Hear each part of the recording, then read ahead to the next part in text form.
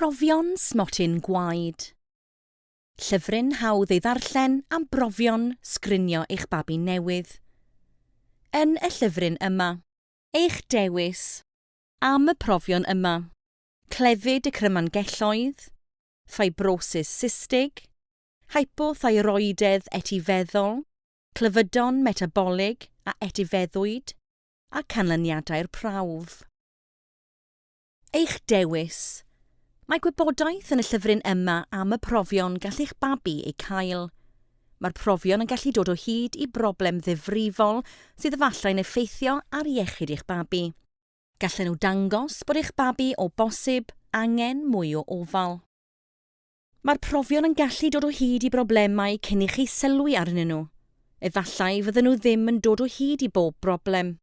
Os byddwn ni'n dod o hyd i broblem yn gynnar, gallwn ni helpu eich babi. Chi fydd yn dewis a fydd eich babi'n cael y profion yma. Nid oes rhaid i chi gael y profion i gyd.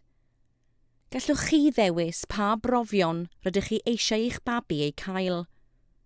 Rydyn ni'n awgrymu y dylai eich babi gael bob un o'r profion gan y gallwn ni ddod o hyd i broblem yn gynnar.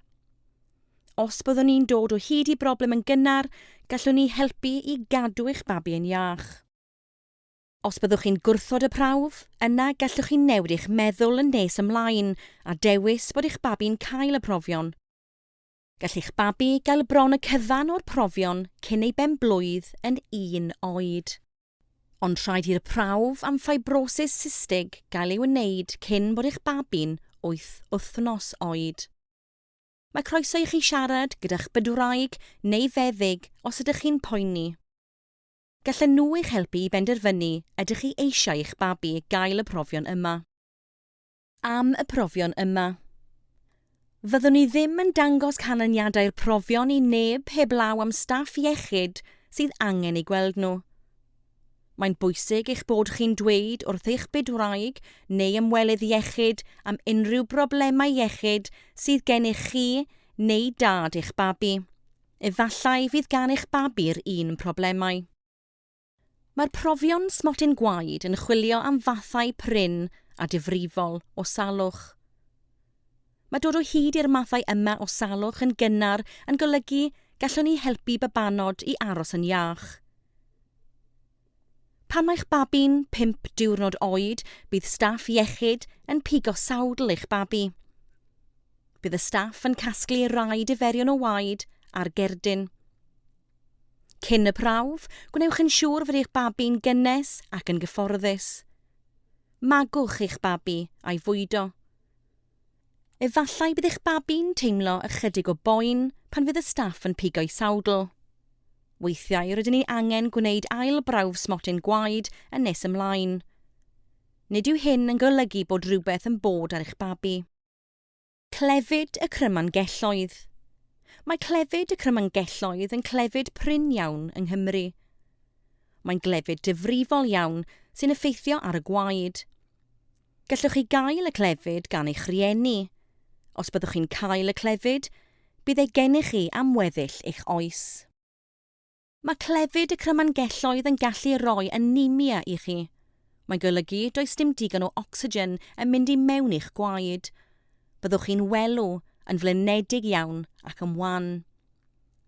Mae clefyd y crymangelloedd yn gallu achosi poenau drwg iawn i chi a mathau difrifol iawn o salwch. Gall babanod a chlefyd y crymangelloedd gael moddion ffisig yn fuan ar ôl y geni.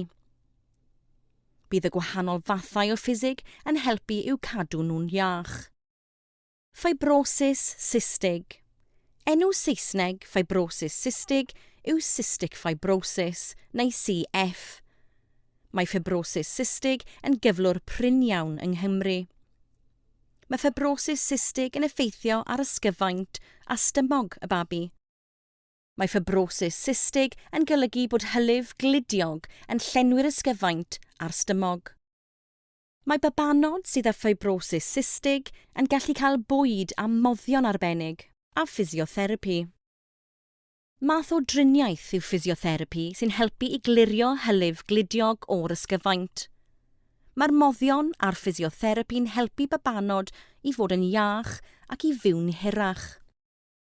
Hypothyroidedd etifeddol. Enw Saesneg, hypothyroidedd etifeddol, yw congenital hypothyroidism, neu CHT. Mae babanod a hypothyroidedd etifeddol yn bryn o thyroxin, sef deunydd sy'n eich helpu i dyfu. Mae hypothyroidedd etifeddol yn glefyd prin iawn yng Nghymru. Dydy babanod a hypothyroidedd etifeddol ddim yn tyfu'n dda. Os na fydden nhw'n cael triniaeth, fe allai'r babanod yma fynd yn anabl a datblygu anableddau dysgu.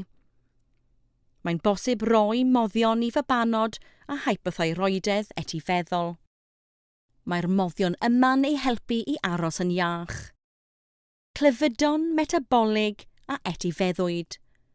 Ychydig iawn o fabanod yng Nghymru sy'n etifeddu clefyd metabolig. Mae rhai mathau o fwyd yn achosi problemau i fabanod sydd wedi etifeddu clefyd metabolig. Mae'r prawf yn chwilio am 6 o'r clefydon yma. Os na fydd y clefyd yn cael y math cywir o sylw, fe allai wneud eich babi'n sâl iawn, neu fe allai farw. Gallwn ni ddweud wrthych chi pa fathau o fwyd mae eich babi'n gallu neu'n methu ei bwyta mwyn aros yn iach. Canlyniadau'r prawf. Ddylech chi gael y canlyniadau erbyn y dyddiad bydd eich babi'n 8 wythnos oed. Os byddwn ni'n meddwl bod problem, byddwn ni'n cysylltu â chi cyn hynny. Ni fydd y clefydon yma ar y mwyafrif o fabanod. Os oes un o'r clefydon yma ar eich babi, byddwn ni'n ei anfon at arbenigwr. Rydyn ni weithiau'n dod o hyd i glyfydon eraill, efallai bydd angen mwy o brofion ar y babanod yma. Byddwch chi'n cael llyfr coch lle gallwch chi gadw gofnod o brofion iechyd eich babi. Cadwch y llyfr coch yn saff. Ewch yr llyfr gyda chi pan fyddwch chi'n gweld unrhyw un i siarad am iechyd eich babi. Os byddwch chi'n symud tŷ, mae'n bwysig eich bod chi'n dweud wrth eich bedwraig neu ymwelydd iechyd. Rydyn ni'n cadw'r cardiau Smotyn Gwaed am 5 mlynedd o leiaf. Efallai byddwn ni'n ei defnyddio i wirio canlyniadau'r prawf eto, i wneud profion eraill me'ch babi o bosib ei hangen. I'n helpu i wella'r profion. I'n helpu i ddysgu sut mae gwella iechyd babanod.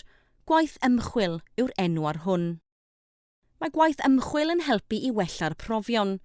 Mae siawns isel y gallai'r bobl sy'n gwneud y gwaith ymchwil ofyn am gael cwrdd â chi. Dywedwch wrth eich bedwraig os nad ydych chi'n fodlon iddyn nhw ofyn i chi. Dyna ddiwedd y recordiad.